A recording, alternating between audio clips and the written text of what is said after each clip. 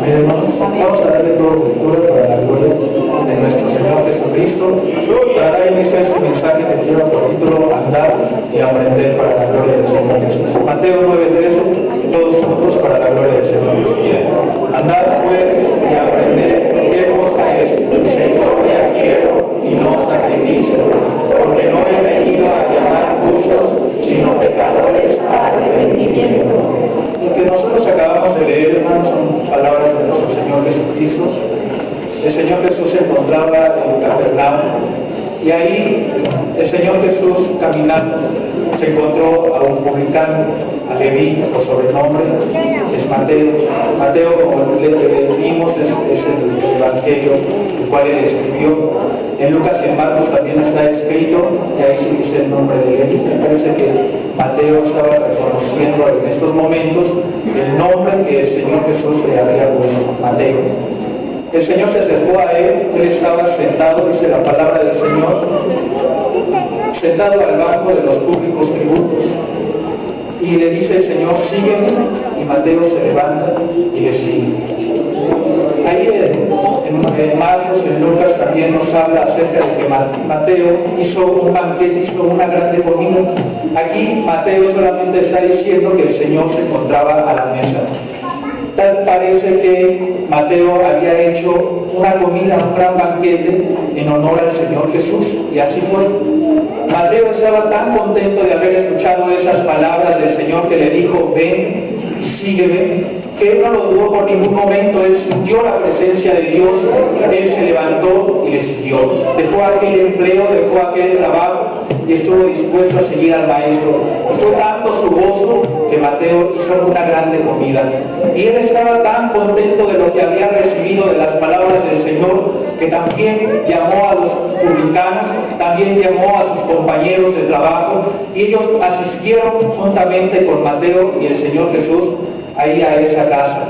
Entonces estaban sentados los publicanos y también había pecadores en esa reunión que Mateo había hecho especialmente para el Señor Jesús, pero que también la intención de Mateo era compartir, era que conociera aquel grande maestro que le había dicho, ven y sígueme.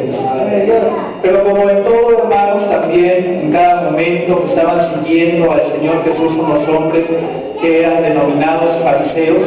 Ahí se encontraban también, hermanos, y que les dicen a sus discípulos, ¿por qué come vuestro maestro con los publicanos y pecadores? Esos hombres, hermanos, los publicanos, no eran personas, eran agentes o subalternos de los funcionarios romanos que cobraban los impuestos. Los judíos detestaban a estas personas porque ellos cobraban altas sumas, excesivas sumas de dinero de los impuestos, porque en muchas ocasiones los funcionarios tenían que pagarse a sí mismos, y en otras ocasiones, y la mayoría de las veces, era porque ellos se ponían de acuerdo para de esa forma estafar a los contribuyentes y así tener buenas ganancias. Mateo era uno de esos publicanos, y al Señor Jesús le plació llamarle a uno de esos hombres que eran despreciados, eran odiados por el pueblo judío. Y por esta razón, él siendo un subalterno, un agente de un funcionario romano, hermanos, esos fariseos no podían comprender y no podían contener y no podían hacerse la idea de cómo uno de los suyos, un judío, podía ser un servidor de un romano y servirle a ellos hacia el pueblo judío. Entonces, el Señor Jesús, me imagino, sentado ahí a la mesa y escuchando las murmuraciones de por fuera de la casa de Mateo, diciéndole, ¿por qué come vuestro maestro con los publicanos y los pecadores?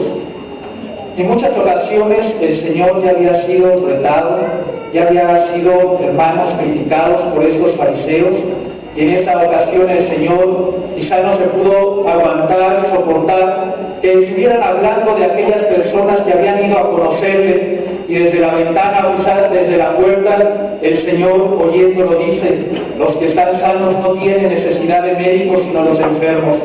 Vayan pues, andad pues y aprended qué cosa es misericordia quiero y no sacrificio, porque no he venido a llamar justos sino pecadores a arrepentimiento.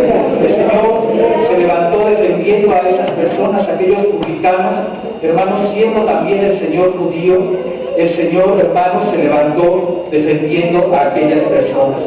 Pero esa no fue la única ocasión que nosotros sabemos que el Señor fue retado o criticado de lo que Él hacía. Vayamos de Capernaum a Jerusalén, a casa de misericordia. Aquí el Señor, en San Juan capítulo 5, nos narra la palabra del Señor, que los judíos estaban en una grande fiesta. Ellos estaban festejando a su Dios, a Dios. Y entonces nosotros no podemos negar que a pesar de que el pueblo de Israel era un pueblo rebelde, un pueblo necio, ahí siempre Dios los ayudaba, siempre Dios de una u otra forma se manifestaba y los llamaba con paciencia, les llamaba y les reprendía para que ellos se volvieran hacia Dios, pero ellos en muchas ocasiones no lo entendieron.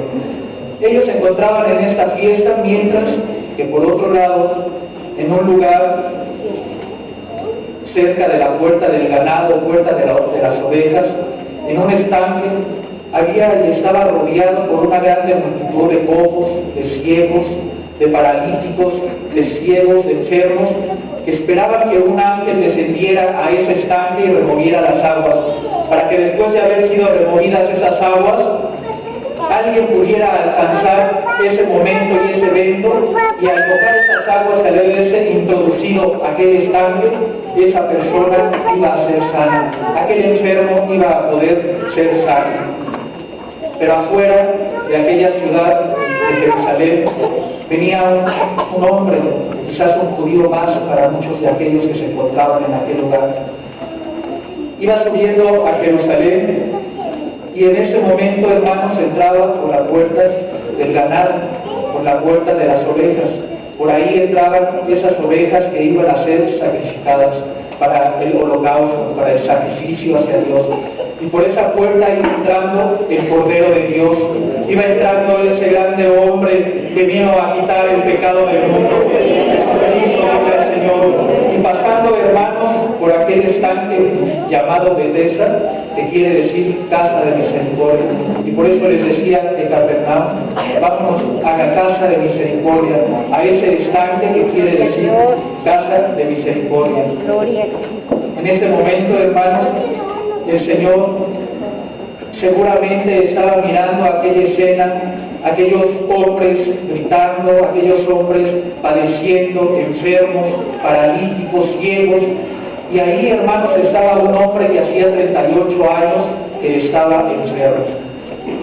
Pero, ¿cómo habrá sido la forma de aquel hombre que miraba al Señor Jesús, que llamó la atención del Señor? ¿Cómo habría sido la forma, el aspecto de aquel hombre fatigado de 38 años esperando poder alcanzar aquel estanque con las aguas removidas? O que quizá alguien de mala gana le levantara y le aventara ahí en ese estanque, aunque fuera con desprecio. Pero ese hombre fatigado y cansado estaba buscando a alguien que le pudiera ayudar. Pero qué necesidad tenía aquel hombre que el Señor Jesús pudo ver en sus ojos esta tristeza y esta grande necesidad. El Señor se voltea a este hombre y le dice: ¿quieres ser sano?